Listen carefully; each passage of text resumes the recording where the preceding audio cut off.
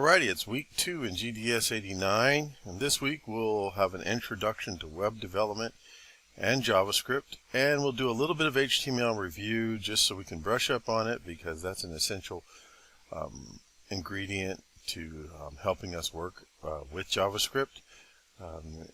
When you log into Canvas, it's important that you look through the modules so that you have a clear idea of all the resources and the tasks that you need to accomplish.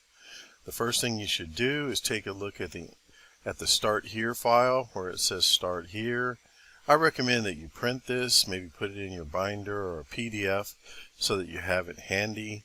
I just want to point out that it's important that you zero in on the task and that you complete these tasks in the order that I list them, particularly if you're a beginner. So for example, if you are a beginner, I definitely want you to read Chapter 1 in What is JavaScript in JavaScript for Kids.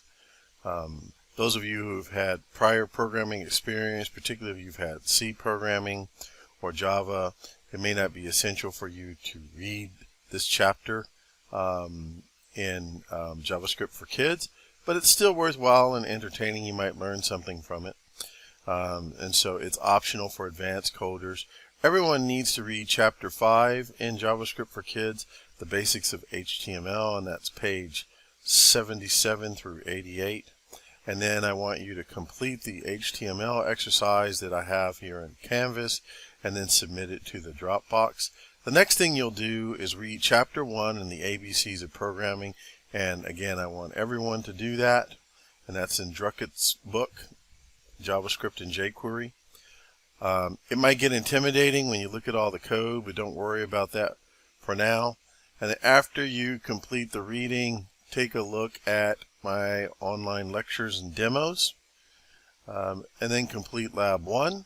And if you're watching my demo video or watch it and basically follow through, then you will complete Lab 1 and submit it to the Dropbox.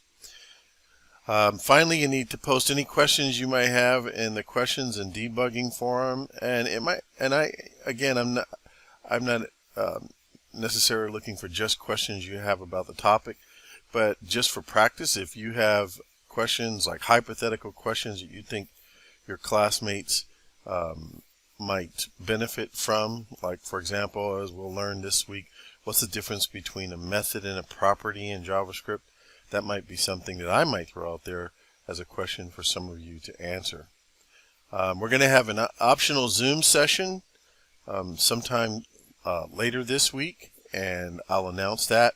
And that session is optional. So again, if you're an advanced coder and you feel comfortable with the reading and the exercises, then you can skip that Zoom. Those of you who feel like you need the help, then we'll have a Zoom together, not to work through the lab, but just to do a review and to further explore the concepts that we learn in this second week of class.